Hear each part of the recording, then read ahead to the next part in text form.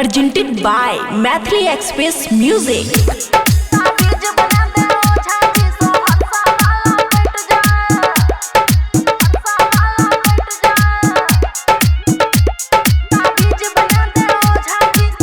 खुशी recording studio बलुआहा।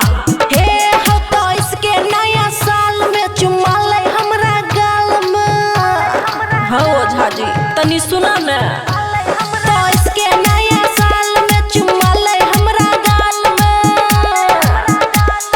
Happy new year में bullet बुला के बैठ जाए। ताबीज बना दे ओ झाजी दरभंगा वाला पट जाए।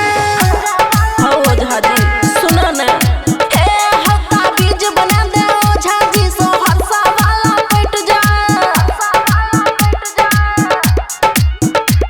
ताबीज बना दे ओ झाजी सहरसा वाला पट जाए। सहरसा वाला पट जाए। ताबीज बना दे ओ झाजी सहरसा वाला पट जाए। जिला खगड़िया के छौरा रंगबाज हो। पूर्णिया वाला छे पर रंगबाज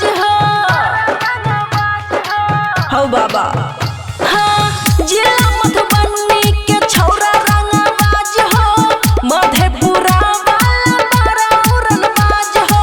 ऐसन मंत्र मारा की बाजी सबे पलट जाए। ताबीज बना दे ओ झाजी सिपौल वाला पट जाए। हे हो ताबीज बना दे ओ झाजी बेगूसराय वाला पट जाए। ताबीज बना दे ओ झाजी सिपौल वाला पट जाए। सिपौल वाला पट जाए। ताबीज बना दे ओ झाजी सहरसा वाला पट जाए। महिषी थाना के कंदाहा गाम के बबुआ राहुल छौरा बारा छे काम के।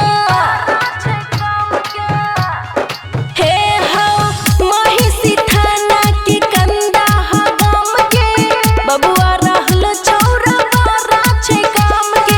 प्यार के खातिर खुशी से सुबह शाम डट जाए। ताबीज बना दे ओ झाजी की पटना वाला पट जाए।